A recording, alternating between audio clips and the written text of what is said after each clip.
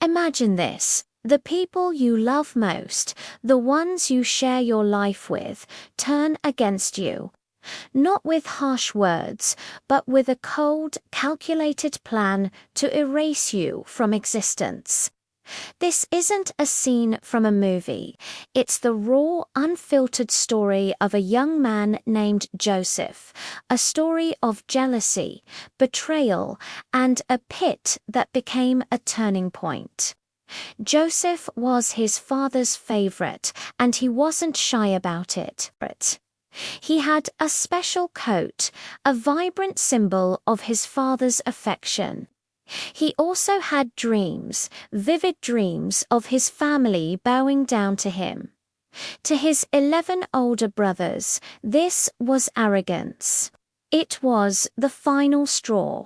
Their envy simmered, then boiled over into a consuming hatred.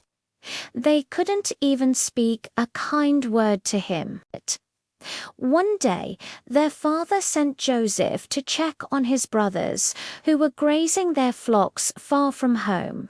As they saw him approaching in the distance, a dark plot took shape. "Here comes that dreamer," they sneered. "Let's kill him and throw him into one of these cisterns." The plan was brutal. Heartless, they would tell their father a wild animal had devoured him. But Reuben, the oldest, had a flicker of conscience. He convinced them not to shed their brother's blood, but to simply throw him into an empty pit in the wilderness. He secretly planned to rescue Joseph later. So when Joseph arrived, they ripped the ornate robe from his back, the very symbol of their resentment, and cast him into the dark, empty well. He was alone, abandoned by his own flesh and blood. Then they sat down to eat, their brothers' cries echoing from the pit, unheard or ignored. It was then they saw a caravan of traders on their way to Egypt. A new, more profitable idea sparked in Judah's mind. "What will we gain if we kill our brother? Let's sell him." And so, for 20 shekels of silver, they sold Joseph into slavery.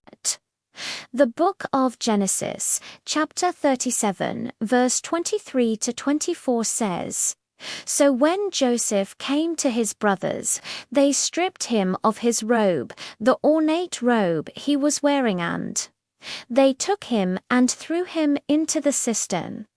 This wasn't just a moment of anger. It was a deep, calculated act of betrayal, fueled by years of jealousy.